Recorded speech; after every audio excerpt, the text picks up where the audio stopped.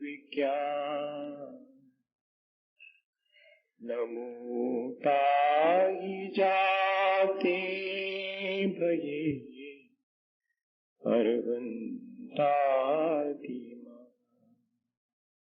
जो विद्यादि सागर सुधी जो विद्यादि सागर सुधी गुरु हैं हितैषी शुद्धात्म में निरत नित्य हितोपदेशी वे पाप ग्रीष्म ऋतु में जल है सयानी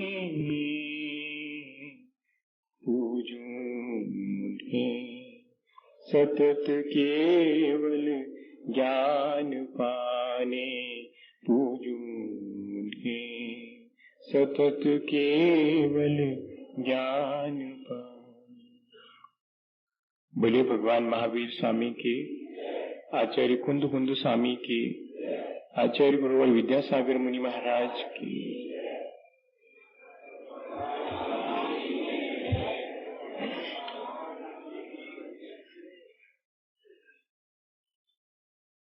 हम सभी के जीवन में हम अनुभव करते हैं कि सुख भी है और दुख भी है, और ये ठीक ऐसा है जैसे धूप छांव है। सूरज उगता भी है और अस्त भी होता है। खेल खेलते हैं तो हार भी होती है, जीत भी होती है। धंधा करते हैं तो लाभ भी होता है, हानि भी होती है। लेकिन कोई अगर इन दो में से किसी एक को स्थायी मान लेवे तो वही उसके दुख का कारण है। और जो दोनों के बीच, दोनों को स्थायी नहीं मानता है और दोनों के बीच शांति से अपना जीवन जीता है, वो बहुत आसानी से अपने जीवन को ऊंचा उठा लेता है। हम लोगों के साथ मुश्किल ये है कि जब सुख के दिन आते हैं, जब हमारे किसी पूर्व पुण्य के उदय से, साका के उदय से जब थोड़ी सी हमारे जीवन में अनुकूलता आ जाती है, तब हम अहंकार कर लेते हैं और ये भूल जाते हैं कि ये क्षण भी थोड़ी ही देर टिकने वाले हैं। और इसी तरह तब उसमें हम गाफिल होकर के भी अपना अहित करते हैं।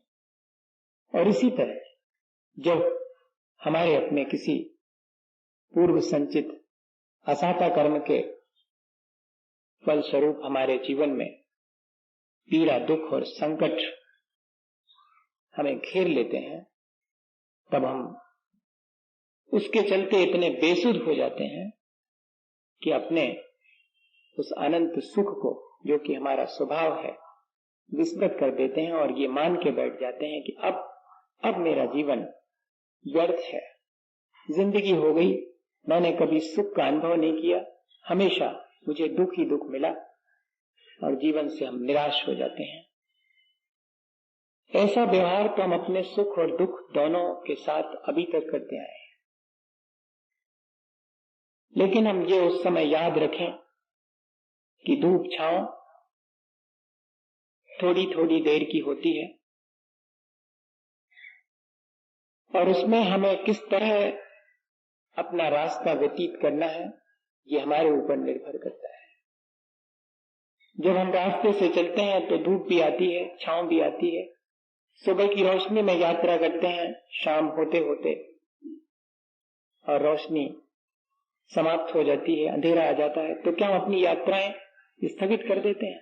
नहीं, हम विश्राम करते हैं और सुबह का इंतजार करते हैं कि सुबह फिर सूरज उगेगा। क्या ऐसे ही जब मेरे जीवन में कोई क्षण दुख के आए, क्या मैं उस समय ऐसा ही मान करके कि चलो मेरे विश्राम के आए, क्या मैं उस समय ऐसा ही मान करके कि चलो मेरे विश्राम के क्षण हैं, इनमें ज्यादा संक्लेशित होने से कुछ नहीं होगा, शांत रहने से ये आसानी से निकल जाएंगे, ऐसा विचार करते हैं क्या? नहीं कर पाते हैं। ये इतना और अपने को सीखना है। 2 लोग धूप में चले जा रहे हैं और थोड़ी दूर आगे जाकर के जब दोनों छाया में पहुंचे तो एक सोच रहा है कि अभी इतनी दूर से धूप में चल के आए, ये थोड़ी सी छाया मिली, आगे फिर धूप दिख रही है।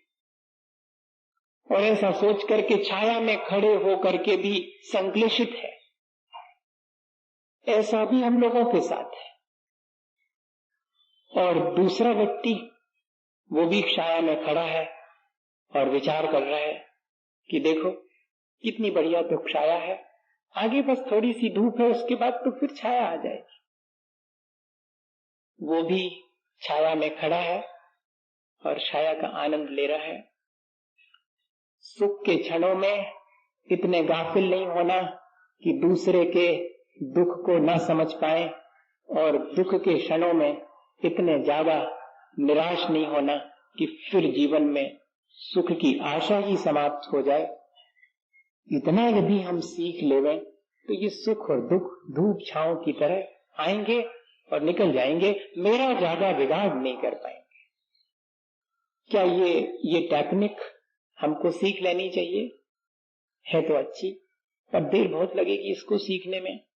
थोड़ा और विचार कर लेवें कि मेरे जीवन में सुख के क्षण कैसे मैं ज्यादा कर सकता हूं और दुख के क्षणों को कैसे मैं घटा सकता हूं। आएंगे तो दोनों, लेकिन उनका ड्यूरेशन मैं किस तरह से, जैसे मैं चाहूं वैसा उनका ड्यूरेशन मेंटेन करके रख सकता हूं। और इसके लिए आचार्य भगवंतों ने एक सूत्र दिया है। अगर हमारे जीवन में आज सुख साता है तो उसका कारण हमारे भीतर कहीं मौजूद है। उसके लिए हमने जो एफर्ट किया था वो हमें जरूर याद रखना चाहिए। सुख में इतने गाफिल नहीं हो जाना चाहिए कि मैंने इस सुख के पाने के लिए जो एफर्ट किया है वो भूल जाए। और दुख के क्षणों में भी इतने निराश नहीं होना चाहिए कि अपने बारे में ये ना सोच सके कि मैंने ये दुख आखिर कमाया कैसे, इसका इंतजाम मैंने किया होगा। अब मैं आगे सावधानी रखूं, नहीं तो फिर मुझे यही दुख कंटिन्यू, लगातार मुझे इसी दुख को भोगना पड़े। तब एक सूत्र रखा। असल में बात तो सिर्फ इतनी है कि दूसरे को दुख पहुंचाने की सारी चेष्टाएं अंततः अपने को सुख पहुंचाने की हैं, और दूसरे के सुख का विचार करना अंततः अपने सुखी होने का सीधा सच्चा सा उपाय है। लेकिन इतनी जल्दी समझ में आ जाता तो काहे को इतना और बढ़ाते, बहुत मुश्किल होती है। बात तो इतनी सी है कि मेरे द्वारा दूसरे को सिर्फ सुख ही पहुंचे, कभी दुख न पहुंचे, बस बात इतनी है। सोच इतना ही आवश्यक है। अब इसको कैसे हम अपने जीवन में अप्लाई करें, तो उसके लिए एक सूत्र दे दिया। भूत प्रत्यनुकंपा दान सराग संयमादि योग शांति शौच मिति सद्वेद्यस्य। अगर मेरे जीवन में मैंने साता और सुख का अनुभव किया है तो उसका कारण भी मेरे भीतर है, और अगर मुझे इसे और अधिक बढ़ाना है, अपने सुख को विस्तार देना है, तो फिर मुझे उन कारणों को अपने जीवन में लाना चाहिए। जिन वजहों से मुझे आज सुख मिला वे वजहें क्या रही होंगी, इस पर विचार करें, ताकि इनको फिर से जीवन में ला करके और आगे के सुख का इंतजाम किया जा सके। इसलिए जानना बहुत जरूरी है कि आज मुझे जो सुख मिला है, मैं तो ये सोचता हूं कि मेरे अपने एफर्ट से मिला है, मेरे अपने वर्तमान के एफर्ट से मिला है, पूरा नहीं मिलता। सुख और दुख सिर्फ वर्तमान के ही किए गए कर्म से नहीं मिलता, हमारे अपने पूर्व के संचित कर्म भी उसके साथ जुड़े हुए रहते हैं। ये हम पिछले दिनों समझ चुके हैं। भूत प्रत्यनुकंपा, भूत किसे कहते हैं? जो 10 प्राणों से जीता है उसे भूत या प्राणी कहते हैं। भूत का मतलब न पास्ट टेंस है और न घोस्ट है, नहीं तो आप भूत के मतलब और कुछ समझें। भूत के मायने है प्राणी, जो कि आयु आदि प्राणों से जीता है, उस पर अनुकंपा करना। और इतना ही नहीं, प्राणी तो सब हैं, लेकिन उनमें जो व्रती हैं उनका विशेष ख्याल रखना। और व्रती दो ही हैं, शावक भी है और साधुजन भी है। इन दोनों के ऊपर अनुकंपा का भाव। अनुकंपा के मायने क्या? आचार्यों ने लिखा कि दया से द्रवीभूत होकर दूसरे के ऊपर आए हुए दुख को अपना मानकर जो भीतर कप जाता है मन, वो कहलाती है अनुकंपा। और हम तैयार हो जाते हैं ठीक वैसे ही जैसे अपने ऊपर दुख आने पर उससे बचने के लिए हम तैयार हो जाते हैं, ठीक ऐसे ही दूसरे का दुख अपना जान करके उसे उससे बचाने के लिए जो प्रयत्न करते हैं वो है अनुकंपा। सिर्फ इतने से काम नहीं चलेगा, चलेगा तो आधा काम चलेगा कि हमारे मन में दूसरे के दुख दूर करने का भाव आ गया, बहुत अच्छी चीज है, आधा काम तो हो गया। लेकिन अब उस दुख दूर करने का यथासंभव उपाय और प्रयत्न क्या हो सकता है, इस पर भी विचार करना और फिर उसको जीवन में अप्लाई करना। हमने पहले अपने जीवन में ऐसा करा होगा, तब हमको आज जितनी भी सुख सुविधा मिल रही है वो उसी के परिणाम स्वरूप मिल रही। ऐसा विचार साथ में करते रहना। जब भी साता अपने जीवन में जब भी सुख महसूस हो तो फौरन याद आ जाए मैंने कितना पुरुषार्थ किया होगा, पहले मैंने कितनी प्राणी मात्र के प्रति दया से भर करके उनकी सहायता करने का भाव किया होगा। और आज मैं अपने सुख में गाफिल हो करके चाहे जिसकी क्षति करता हूं, मेरी अपनी बिल्डिंग बनवाने के लिए अगर 4 लोगों की मुझे झोपड़ी मिटानी पड़े तो मैं मिटा देता हूं। अरे वाह, मेरे अपने धन पैसे के कमाने के लिए, इकट्ठे करने के लिए अगर मुझे 4 लोगों के गर्दन दबानी पड़े तो मैं तैयार हो जाता।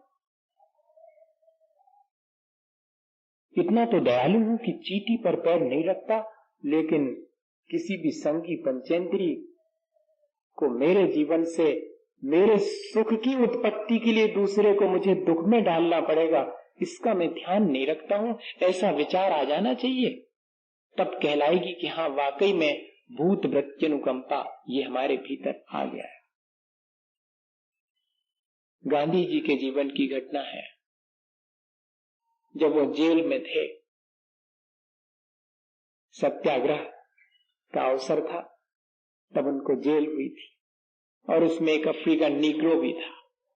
पता नहीं कोई पुराना संचित कर्म होगा जिससे कि उस नीग्रो के मन में गांधी जी के प्रति प्रेम नहीं था, उल्टा द्वेष का भाव। लेकिन गांधी जी के मन में उसके प्रति कोई द्वेष का भाव नहीं था, प्रेम ही था, उसके प्रति दया और करुणा का भाव। और एक दिन ऐसा हुआ, वैसे तो वो गांधी जी को सब कामों में तकलीफ ही देता था जेल में। कहीं उनका भरा हुआ पानी का लोटा लुढ़का देगा, कहीं लोटा छुपा देगा, कहीं और दूसरे उपद्रव करेगा, लेकिन वो चुपचाप रहते थे गांधी। एक दिन मालूम पड़ा कि आज तो वो दिख ही नहीं रहा है, क्या उसकी छुट्टी हो गई, क्या वो जेल से चला गया क्या? पूछा, बोले नहीं, वो तो जेल में ही है, उसको तो बहुत लंबी सजा होगी। तो फिर आज दिखा नहीं सवेरे से, मेरा कुछ उपद्रव भी नहीं किया उसने। हाँ, ऐसे प्यारे लोग बहुत कम होते हैं। अपन भी वैसे हो सकते हैं, अपने अंदर संभावनाएं हैं, ऐसा नहीं मानना कि ये कोई ऊपर से टपकते हैं, ये अपने में से ही रहते हैं। अपन अगर ऐसा कर लें तो वो ढूंढ रहे हैं वो कहां चला गया, जो उनके साथ दुर्व्यवहार करता है उसको ढूंढ रहे हैं। दया तो ऐसी ही चीज है, अपने साथ में भला करने के वालों के प्रति तो सबके मन में होती, किसके मन में नहीं होती भैया? लेकिन प्राणी मात्र के प्रति जहां जहां सांस है, जहां जहां धड़कन है, वहां सब जगह मेरी करुणा पहुंचनी चाहिए। ऐसा हमने पहले किया होगा, इसलिए आज जितना सुख मिला है उसके लिए हमने ये एफर्ट किया। आज क्यों नहीं कर रहे? ठीक है, नहीं कर रहे हैं तो आगे के लिए नहीं मिलेगा। अब क्या हुआ कि वो मिल गया, वो तो बीमार था, उसको तो बहुत तेज बुखार था। अब गांधी जी पट्टी रख रहे हैं, ठंडी पट्टी, उसका इलाज कर रहे हैं। सारा दिन व्यतीत हो गया, सारी रात कट गई, आंख नहीं लगी और सुबह सुबह जब उसका बुखार कम हुआ, उसने आंख खोली तो वो दंग रह गया कि ये तो वही महाशय हैं जिनको कि मैं इतने दिन से हमेशा तकलीफ देता हूं। क्या ये सारी रात जाग कर मेरी सेवा करते रहे? अब उसके परिणाम बदल गए। कल तक जो दुख में निमित्त बनता था, आज वही एक एक बात का ध्यान रखने लगा कि गांधी जी को कोई कष्ट ना हो जाए। और जब गांधी जी सत्याग्रह का वो जेल का समय पूरा हो गया, तब बाहर निकले, तब उसने कहा कि मैं आपसे एक ही प्रार्थना करता हूं कि थोड़ी दूर भेजने के लिए मुझे अपने साथ ले चलो। जेल वालों से कह करके, गांधी जी के कहने से उस व्यक्ति को गांधी जी के साथ जहां उनको लखनऊ जाना था या इलाहाबाद आना था, वहां तक भेजने वो साथ में आया। जब लौटने लगा, ईमानदारी से लौटेगा, जेल भाग भी सकता था, लेकिन अब ऐसा नहीं करेगा। और लौटने लगा तो गांधी जी ने उसको जो घड़ी वे रखे रहते थे, वो घड़ी उसको दे दी। कहते हैं कि जीवन भर मरण के अंतिम क्षण तक वो अपने पास घड़ी गांधी जी की दी रखे रहा और उसका जीवन ही बदल गया। भैया, दूसरे के सुख का इंतजाम करने से क्या हुआ? सीधा उदाहरण है, अपने सुख का इंतजाम किया, दूसरे के सुख का क्या इंतजाम किया? अपने ही का किया। ऐसा विचार आना चाहिए कि जब जब मैं किसी दूसरे के दुख में निमित्त नहीं बनता हूं और उस जितनी यथासंभव उसके सुख में निमित्त बनता हूं, तो वास्तव में मैं अपने ही सुख का इंतजाम करता हूं। इसलिए आचार्य भगवंतों ने लिखा कि प्राणी मात्र के प्रति अनुकंपा, दया नहीं लिखा। दया में तो गुंजाइश है कि आ गई दया का भाव और बस आगे बढ़ गए, नहीं, ठीक वैसा ही दुख महसूस हो रहा है जैसा दूसरे को हो रहा है। इसलिए अब मेरे से सहा नहीं जाता, जैसे अपना दुख नहीं सहा जाता ऐसे दूसरे का नहीं सहा जा रहा है। इसलिए मैं उससे उसे बचाने के लिए निरंतर प्रयत्न कर रहा हूं, तब वो कहलाएगी अनुकंपा। हनुमान जी वापस लौटने लगे, जब रामचंद्र जी अयोध्या लौट आए और सारा राज्य अभिषेक हो गया, उनका गद्दी पर बैठ गए, सब वापस लौट रहे हैं, हनुमान जी भी लौट रहे हैं। सब तो कह रहे हैं कि सुग्रीव भी कह रहे हैं कि जब आपको जरूरत पड़े तो हमको जरूर याद करना और हम आपके साथ हैं। सब कह रहे हैं और सब जाते समय कह रहे हैं और हनुमान जी कुछ भी नहीं कह रहे हैं और जा रहे हैं। तो सीता जी ने धीरे से कहा कि और आप तो इतने भक्त हैं, आप कुछ भी नहीं कह रहे, आप तो कुछ तो कहो कि कभी जरूरत पड़े। तो क्या कहा था उन्होंने? मैं तो यही चाहता हूं कि रामचंद्र जी को मेरी जरूरत कभी ना पड़े। मतलब तुम बचना चाहते हो उनकी सेवा से? नहीं, मैं सेवा से नहीं बचना चाहता, उन पर जब दुख आएगा तब ना मेरी जरूरत पड़ेगी। मैं तो चाहता हूं उन पर दुख ही ना आए, इसलिए मेरी जरूरत ही नहीं पड़े। वास्तव में तो अनुकंपा यही है कि दूसरे को दुख ही ना हो, मेरी जरूरत ही ना पड़े, और अगर किसी को दुख है तो मैं उसके लिए प्रयत्न करूं उस दुख से बचाने का। ये और त्यागी वृत्ति के प्रति तो विशेष रूप से, प्राणी मात्र के प्रति तो ऐसा भाव होना ही चाहिए, उनके दुखों से उन्हें बचाने का, उन्हें मोक्ष मार्ग पर लगाए रखने का।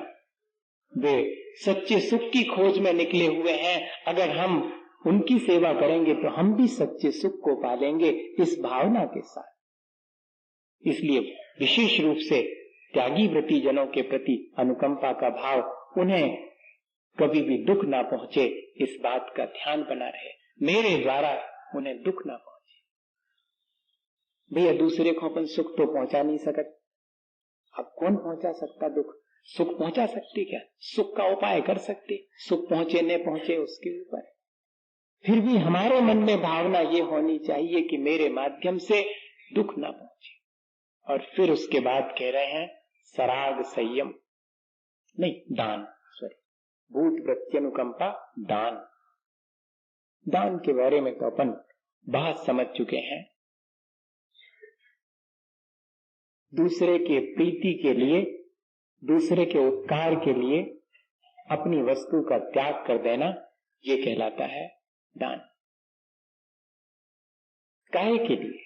दूसरे के उपकार के लिए, और होता अपना ही उपकार है। देखो, अपन तो ये सोचते हैं कि चीजें जोड़ जोड़ के रख लेंगे तो बहुत सुख मिलेगा, और यहां उल्टी सलाह दे रहे हैं। हम तो अभी तक यही सोच रहे थे कि अपने पास 4 चीजें रहे तो अच्छे रहे। वो भी कह रहे कि दूसरे के उपकार के लिए अपनी 4 चीजें उसको दे दो तो आपको सुख मिलेगा। और है ऐसा ही, है तो ऐसा ही। अपने पास जोड़ के रखने में उतना सुख नहीं है जितना कि दूसरे को दे देने में सुख है। उस सुख का स्वाद जिसने ले लिया है वो जानता है। कंजूस आदमी को उसका स्वाद ही नहीं मालूम। वो स्वयं भी उससे कभी सुख नहीं पा पाता। ध्यान रखना, जिन चीजों को हम दूसरे को देकर के सुख नहीं महसूस कर पाते, उन चीजों से स्वयं भी हम सुख नहीं ले पाते। हमारी आसक्ति हमें सुख लेने नहीं देती उन चीजों का। और अगर हमारे मन में अनासक्ति आ जाए, देने का भाव आ जाए, तो वह वस्तु हमारे पास न रहते हुए भी और दूसरे को दे देने के बाद भी हमें सुख पहुंचाती रहती। बताओ, हमारे पास रहती तो का उतना सुख नहीं पहुंचाती, दूसरे के पास पहुंच जाने पर वो हमें ज्यादा सुख पहुंचाती। ये कैसा सोच रहा होगा। इसलिए ये भी हमारे अपने सुख में एक कारण है। बताइए, देखने में आता है, कोई बहुत कहीं जाने की आवश्यकता नहीं है इस चीज को देखने के लिए, ये तो रोज देखने में आने वाली। दिया नहीं और सुख शुरू हो गया। लेकिन दूसरे के उपकार और दूसरे की प्रीति प्राप्त करने की भावना होनी चाहिए, अपने अहंकार की पुष्टि के लिए नहीं। ये उसके साथ कंडीशन है, तभी सुख पहुंचेगा, नहीं तो नहीं पहुंचेगा। तब तो संक्लेश ही होगा। दे देने के बाद जिस चीज के देने के बाद सुख हो, समझना कि सच्चा दान है। वो सुख जरूर उत्पन्न करेगा देने के बाद।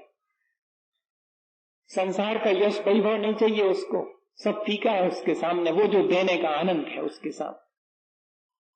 और अपन ने अगर आज वर्तमान में कुछ पाया है तो इसका मतलब है कि जोड़ जोड़ के रखा होगा, इसलिए नहीं, हमने दिया होगा इसलिए आज पाया है जो कुछ भी मिला है हमें।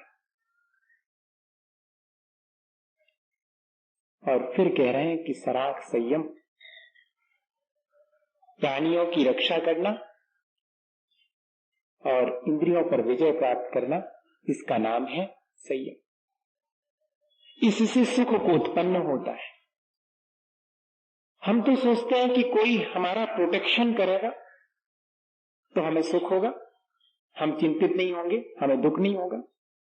लेकिन यहां ऐसा कह रहे हैं कि प्राणी मात्र की सुरक्षा करना, उनका संरक्षण करना, उनका घात ना हो जावे, ऐसा हमेशा भाव रखना, ऐसी हमेशा क्रिया करना, इससे सुख उत्पन्न होगा। हमारे सुख का इंतजाम हम इस तरह कर सकते हैं। और अपने मन, वाणी और शरीर पर नियंत्रण रखना, क्योंकि ये अनियंत्रित हो जाते हैं तो मेरे दुख में कारण बनते हैं, और अगर इन पर मेरा नियंत्रण रहे तो यही मेरे सुख में कारण बनने लगते हैं। यही संयम है। सामान्य रूप से तो ये लगता है कि संयम बड़े दुख का कारण है, सब तो छिन जाएगा, कुछ तो रहेगा नहीं। इतनी नहीं, वास्तव में जो सुख है वो प्राप्त हो जाएगा। बाकी चीजें भले ही कम हो जाएं, सो भैया बाकी चीजें कम ज्यादा होती हैं, उसका सुख दुख नहीं है। जिस व्यक्ति के लिए जितना संतोष है उतना सुख है। देख लो आप, किसी व्यक्ति को अगर बिना शक्कर के दूध पीने की आदत हो गए और किसी दिन उसमें शक्कर नहीं डले तो उसको कोई दुखी कर सकता है? या दूसरे के लिए वो अच्छी मिठाई खाते देख करके उसको दुख हो सकता है? किसी के घर में जिस व्यक्ति की ये आदत है कि बिना कूलर के रहे, उसके घर में कूलर ना हो तो क्या दुख हो सकता है? और दूसरे के घर में कूलर है, इस बात से अपने को कोई बहुत जरूरी है। ठीक है, समय के साथ अगर इन चीजों को अपन समझेंगे तो संभव भी है कि कभी ध्यान में ये आ जाए और अपन इनसे कोई लाभ ले सकें, इसलिए अपन विचार कर रहे हैं। है तो बहुत कठिन कठिन चीज है। मैं आपसे इंटरप्रेट जब कर रहा हूँ, जो आपको बता रहा हूँ, तब भी मुझे भीतर लग रहा है, इसलिए मैं बीच में बोल देता हूँ। भीतर लग रहा है कि है तो मामला थोड़ा कठिन, जितना आसानी से कहा जा रहा है उतना आसान नहीं है इसको कर, क्योंकि अभ्यास जिन चीजों का है वे ठीक इससे विपरीत है। बस मुश्किल ये है और उस अभ्यास को तोड़ना, उस नए अभ्यास को शुरू करना कठिन काम। पर अगर हमारा विचार, अगर हमारी भावनाएं, हमारा रुझान इस तरफ हो जावे तो फिर आसान हो सकता है, इसमें कोई। और योग का अर्थ है इन सब चीजों में हमारा लीन होना। भूत वृत्त्यनुकंपा दान सराग संयमादि योगा, इन सब में हमारी लीनता। योग का मतलब और नहीं लेना, ध्यान व्यान नहीं लेना यहां पर। और फिर आ गया शांति और शौच। जिसके जीवन में जितनी क्रोध आदि कषायों की निवृत्ति हो गई है वो उतना ज्यादा सुखी है। देख लो, अच्छा गुस्सा करने वाला सुखी है क्या? आप बताओ। जब अपन को गुस्सा आती तक तो ऐसा ही लगता कि हमसे ज्यादा सुखी कोई नहीं है। कहो कितना डांटो हमने उनको, हो गए बच्चों अब ठीक रहे हो तुम, बढ़िया आनंद आ। उस समय ऐसा लगता है जैसे बहुत आनंद आ गया। लेकिन अपने दुख का कारण हम स्वयं निर्मित कर लेते हैं। और जो व्यक्ति जिसको क्रोध ही नहीं आता उसको कोई दुखी नहीं कर सकता, वो हमेशा सुखी है। जिसके जितनी कम कषाय है वो उतना ज्यादा सुखी है। और अपन सोचते हैं कि कषाय करेंगे सुसुखी होंगे, उल्टा ही मामला है सब। जितना प्रशम भाव रखेंगे उतने हम सुखी होंगे। और जितनी हमारे मन में संक्लेश और द्वेष भाव से दूसरे से हमारी अनबन तो बाद में होती, पहले अपने आप से अनबन हो जाती, तब तो द्वेष हो पाता, नहीं तो नहीं हो पाता द्वेष। अपन कहते हैं कि उनसे हमारी अनबन हो गई, हमारा द्वेष है, लेकिन उनसे अनबन नहीं हुई, पहले भीतर हो गई। पहले भीतर की शांति छिन गई, तब फिर बाहर अनबन भई। हाँ, ऐसा ध्यान रखना। अपन सोचते हैं कि दूसरे का हमने बिगाड़ किया, सो दूसरे का बाद में होता, पहले अपना हो जाए। हमेशा इस बात की सावधानी रखें कि मुझे अपना बिगाड़ नहीं करना है। अगर इतनी भी सावधानी रखें कि मुझे ऐसा करने से मेरे ही बिगाड़ है, तो मुझे अपना बिगाड़ कौन करना चाहे? अपने मन की शांति कौन खोना चाहेगा? अपने मन की सहजता कौन खोना चाहेगा? लेकिन ये सारी चीजें मेरी शांति और मेरी सहजता को भंग करने वाली चीजें। अगर मैं गुस्सा कर लेता हूं, अगर मैं मायाचारी करता हूं, मैं अहंकार करता हूं, तो मेरी शांति मेरे हाथ से, मैं अपने सुख को स्वयं अपने हाथ से खोता हूं। क्या हुआ? कांग्रेस की मीटिंग थी, बैठक थी, और किसी रूलिंग को पास करना था, और टंडन सभापति थे और नेहरू जी उपसभापति थे। टंडन जी को कोई काम था, सो बाहर चले गए। नेहरू जी उठ करके सभापति की सीट पे आ गए, और जो महावीर त्यागी थे वो आए। सो उन्होंने वो जो रूलिंग एक्ट था वो सामने रखा और नेहरू जी से कहा कि ये तो अब आप बाध्य हैं, देख लीजिएगा इस धारा को, इसके अनुसार तो इस रूलिंग को आपको पास करना ही पड़ेगा। पता नहीं बहुत देर से ये चूंकि चल रही थी बात और बड़ी तेजी पर थी ये बात, इसलिए नेहरू जी भी बहुत तेजी में थे। उनने अपनी हाथ में जो पेंसिल लिए थे, जो महावीर त्यागी ने उनकी टेबल पर किताब रखी, उसको नीचे खिसका के गिरा दिया कि जाओ ऐसी 60 किताबें रोज लिख सकता हूं। नहीं मानता। उनको भी, सामने वाले को भी इससे इंसल्ट फील हुई। उनने कहा कि अगर सामने से किताब फेंकी गई है तो इस तरफ से भी बहुत कुछ फेंका जा सकता है। संसद में बात बढ़ गई, सब तरफ से आवाज आई, इनके भी पक्ष से उनके भी पक्ष से, कि माफी मांगे दोनों जन। उतने में आ गए टंडन। नेहरू जी अपनी सीट पर, ये अपनी सीट पर, कोई कुछ कहे इसके पहले ही बात तो नेहरू जी को समझ में आ गई कि गलती तो मेरी हो गई, मेरी शांति मैंने अपने हाथ से छीन ली, दूसरे ने कुछ नहीं बिगाड़ा मेरा। ये बात उनके तुरंत समझ में आ गई। सो टंडन से कहा कि अभी मेरे और त्यागी के बीच में कुछ आपसी बात हो गई, उसको छोड़ो, जो काम की बात है वो कर लो। क्यों त्यागी, सब मेरी बात का से सहमत हो? अब भी क्या कहें सबके सामने, फिर तो लड़ने के मूड में, लेकिन अब क्या कहें जब इतनी बड़ी बात कह दी। और मीटिंग खत्म हुई, लोग तो तैयारी, लोग तो दूसरे के, सब समझ गए सुख में नहीं, दूसरे के उपाध्यायों में जल्दी शामिल हो जाते हैं। लोग तो तैयार बैठे थे कि बस आप देखेंगे आप दोनों जन का, और इससे पहले कि कोई कुछ कहे, और नेहरू जी उठे, महावीर त्यागी का हाथ पकड़ा और अपनी कार में उनको बिठाया और ये गए वे गए, बात खत्म हो गई। एक बार ये समझ में आ जाए कि मेरी मन की शांति को छीनने वाली जो चीजें हैं उनसे मुझे बचते रहना है, मेरे अपने मन की शांति बनाए रखूंगा तो अभी इस जीवन में सुख पाऊंगा और आगे भी मेरे सुख का इंतजाम हो जाएगा। लेकिन क्या करें, मैं अपने मन की शांति को अपने ही कर्मों से और खुद नष्ट करता चला जाता हूँ जरा जरा सी बातों में, और मन को उद्वेलित करके, और मैंने अपने मन की शांति अभी खोई। इतने नहीं, इस शांति को पाने के लिए मैंने पहले कितना पुरुषार्थ किया होगा जो मुझे आज मिल गई, और मैं उसका ऐसे ही दुरुपयोग कर रहा हूं। जिस सुख को मैंने बहुत मुश्किल से अपने लिए कमाया, उन सुख के क्षणों में अगर हम आगे के सुख का इंतजाम नहीं करते तो हमसे ज्यादा घाटे का सौदा करने वाला और कोई नहीं संसार। और हम सब ऐसे ही घाटे की सौदा करते रहते हैं कि पहले का बहुत कमाया हुआ आज 4 दानों में बेच देते हैं। बहुत सावधानी की आवश्यकता है। और आखिरी सूत्र की बात है निर्लोभ वृत्ति। शौच के मायने क्या है? निर्लोभ वृत्ति, सुचिता, पवित्रता। और पवित्रता आती है निर्लोभ वृत्ति से आती है।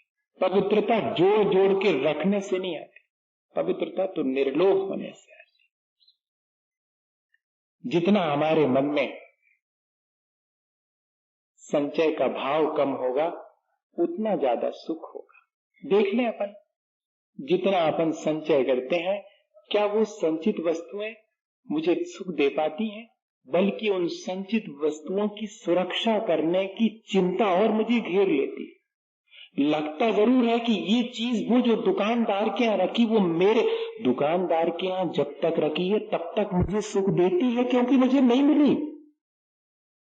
हाँ, और जिस दिन वो दुकानदार के वहां से उठ करके मेरे यहाँ रखी जाएगी, उस दिन से उसमें से सुख गायब। फिर तो वो जो दुकानदार के यहाँ दूसरी आ गई है उसमें सुख देखेगा, इसमें थोड़ी। ये रोज का अनुभव है ऐसे, इसमें किसी कोई बहुत नई बात नहीं कह रहा हूं, अपने जीवन में रोज का अनुभव। फिर उस चीज में से सुख नहीं मिलता, बल्कि ये चीज हमेशा बनी रहे। कैसे बनी रहेगी? वो उठा के न ले जावे, संभाल के रखो, इसकी चिंता और ले आई थी अपने सुख के लाने, और एक और मुसीबत आ गई। भैया बहुत सीधा सा हिसाब है, जितनी निर्लोभ वृत्ति होगी, जितना चीजों का कम लोभ होगा, जितनी अनाशक्ति होगी, उतना ही सुख मिलेगा। एक उदाहरण है इसका, बनारसी रास का उदाहरण तो है ही, कि जिनके घर में चोर घुसे थे और पोटली भर के सामान रख लिया था, उठाते नहीं बना था, सो खुद उठवा दो कि ले जाओ। अच्छो भाव जाओ, इतनी मुश्किल और कम हुई कम से कम है। ऐसा अपने साथ तो बहुत कठिन है होना। और इससे भी आगे का एक उदाहरण है, एक बिल्कुल फकीर किस्म का व्यक्ति था, बिल्कुल सज्जन, और बहुत कम उसके पास सामग्री थी, और उसके घर में चोर घुस गया। असल में उसके रहने का इतना स्टाइल बढ़िया था कि कोई समझे नहीं, इतना प्रसन्न व्यक्ति, इतना सुखी व्यक्ति, तो किसी को लगा होगा कि इतना प्रसन्न और सुखी व्यक्ति, इसके पास होगा कुछ ना कुछ। घुस गए चोर। अब जब चोर घुसे तो उनको कुछ नहीं मिला, बड़े परेशान कि ये तो मामला गड़बड़ हो गया। और ये जो सज्जन थे उनकी भी नींद खुल गई। इनने देखा कि कोई घुसा है, सो जा करके चुपचाप उठ करके खिड़की पे बैठ गए। ये चाहते और धीरे से कुंडी भी खोल दी, किन्ने कर जाइए धीरे से, कछु हल्ला, कोई डरवे की बात कछु नहीं, अब आए हो तो। और वहां बैठ करके खिड़की में, और क्या कह रहे हैं, अब देखो बिना बताए आए, परेशान भाई, हमें पहले बता देते कि हम आ रहे हैं, हम इंतजाम कर लेते, कुछ भी तो अब है ही नहीं कुछ। ऐसा बहुत कठिन है, लेकिन लिखा तो है ऐसा, कभी कहीं घटित हुआ होगा ऐसा, इसमें कोई शक नहीं। अब वो चोर भी मुश्किल में है कि ऐसा आदमी नहीं देखा हमने सज्जन जो ये कह रहा हो कि हम बता के आते। फिर भी तुम यहां से खाली हाथ जाओगे, इस बात का दुख मुझे होगा। तुम जहां भी हो वहीं रहना, हम जरा घर में हमारी गतिविधियों से भाग नहीं जाना, हम तो कुछ ढूंढ करके बताए देते हैं कि यहाँ रखा है। एक बार किसी ने मुझे 10 रुपए का नोट मुड़ा तुला सा दिया था, वो शायद रखा होगा अलमारी में, तुम्हें नहीं मिलेगा, मुझे मालूम उस कागज के नीचे रखा। और फौरन जाकर के अलमारी खोल करके कागज, हाँ रखा है यहीं पर, और निकाल लिया, ये ले लो। अब बताइए, खाली हाथ तुम जाओगे तो मुझे दुख होगा, मुझे बिना बताए काहे को आ गए, मैं इंतजाम नहीं कर पाया, आए हो तो ये लेके जाओ। अब वो चोर क्या कहे, ऐसे साहूकार के पास तो कभी नहीं आया। साहूकार वो जो अपना दे सके, और चोर वो जो अपना दे ना सके। अभी तक मैंने चोरों के यहाँ चोरी की थी, आज साहूकार के यहाँ आया हूं जो देने तैयार। और जाने लगा तो क्या कहता है वो सज्जन पुरुष, इतनी ठंड में रात में घर जाओगे, कुछ ओढ़ के तो आना था, अब यहाँ क्या धरा हुआ है। लेकिन एक कंबल तो है मेरा, इसको ले जाओ। मैं तो इस 4 दीवारी के भीतर बैठा हूं, मुझे उतनी ठंड नहीं लगेगी, सहन कर लूंगा, तुम तो बाहर जाओगे घर तक, कितनी ठंड होगी, ये ले जाओ। सो उसको वो भी उड़ा दिया। बताओ आप, इतनी निर्लोभ वृत्ति कभी अपने जीवन में जागृत हो सकती? अपनों के प्रति ही सही चलो, पराये के प्रति नहीं। अपनी तो अपनों के प्रति तक नहीं होता है, अगर बहन को राखी बांधवे आने तो भैया चिंतित है, तो हिसाब कैसे बनेगा। ये सारे जो प्रेम के संबंध थे उनमें भी ये चीज आ गई, लोभ आ गया। अरे सब दे दो, क्या फर्क पड़ने वाला, लेकिन होता नहीं। उन प्रेम के संबंधों में भी मेरे अंदर लोभ आ गया। तो जब प्राणी मात्र के प्रति मेरे अंदर निर्लोभ का भाव आएगा, तब ऐसा हमने पहले करा होगा, तब आज सुख मिला है मुझे। ये सब चीजें ऐसा नहीं समझना, आज भले ही नहीं कर पा रहे हैं, लेकिन हमें जो सुख मिला है उसके पीछे हमने इतना पुरुषार्थ पहले किया होगा, हमें अभी भी करना चाहिए। और फिर कहते हैं सबसे बड़ी बात तो उसको कंबल और 10 रुपए दे के विदा कर दिया, और खिड़की पर बैठे और वो सज्जन चंद्रमा की तरफ देख रहे और ईश्वर से प्रार्थना कर रहे, आज मेरे घर पहली बार तो कोई आया, और क्या दे पाया उसे, 10 रुपए और कंबल। आज अगर मेरे पास ये इतना सुंदर चमकीला चंद्रमा होता तो मैं उसे भी दे देता। और वो व्यक्ति वापस लौट के आया, उसकी मां ने कहा कि किसके यहां से चुरा के ले आए, पचा नहीं पाओगे इतने निर्लोभी व्यक्ति के, जाओ वापस लौटा के आओ। तो वो वापस लौटाने दरवाजे पर खड़ा हुआ है, और ये जनाब ईश्वर से प्रार्थना कर रहे हैं। वो तो गदगद हो गया, चरणों में गिर गया। दूसरे की निर्लोभ वृत्ति दूसरे को भी निर्लोभ बनाती है, और हमारी लोभ की प्रवृत्ति दूसरे में भी लोभ जागृत। हम अपने साथ दूसरे का घाटा भी करते हैं, ये ध्यान रखें। आज निरंतर बढ़ता हुआ लोभ हमारे दुख का कारण है। हमने पहले निर्लोभ रह करके ये मनुष्य जीवन का सुख पाया होगा, और आज इस मनुष्य जीवन में लोभी हो करके और हम स्वयं अपने दुख अपने सुख से वंचित हैं।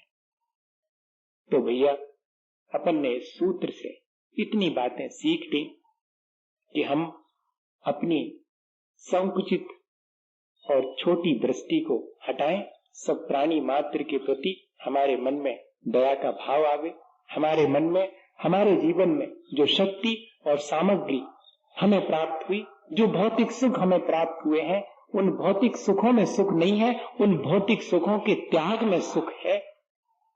तो क्यों हम उन भौतिक सुखों में सुख मान करके, और जो हमने पहले त्याग करके इस भौतिक सुख को पाया है, इस भौतिक सुख में अभी मैं अगर सुख मान लूंगा तो आगे दुख का इंतजाम होगा। मैंने पहले भौतिक सुख छोड़े होंगे तब मुझे आज ये भौतिक सुख मिले हैं। आज इन भौतिक सुखों में मैं अगर रच पच जाऊंगा तो आगे फिर ये भी नहीं मिलेंगे, और आध्यात्मिक सुख तो मिलने ही वाला नहीं है। अगर भौतिक सुखों का त्याग कर देते हैं तो मुझे आध्यात्मिक सुख मिलता है, और भौतिक सुख तो रुंगन की तरह मिल जाते हैं। क्या कहते हैं उसको कि जब हमने धान की खेती की चावल के लिए तो पुआल तो वैसे ही मिल जाएगी, अगर हम इन भौतिक सुखों के प्रति निर्लोभ वृत्ति अपनी, जो हमें सुख सुविधा के साधन मिले हैं, जो हमें सामर्थ्य मिली है, उसका अगर हम सदुपयोग करें तो हम अपने सुख का इस जीवन में भी और अगले जीवन में भी बहुत अच्छे से इंतजाम कर सकते हैं। इसी भावना के साथ कि हम सब अपने जीवन में उस सच्चे सुख को प्राप्त करें जिससे कि हमारा जीवन अच्छा बने। बोलिए आचार्य गुरुवर विद्यासागर मुनि महाराज की।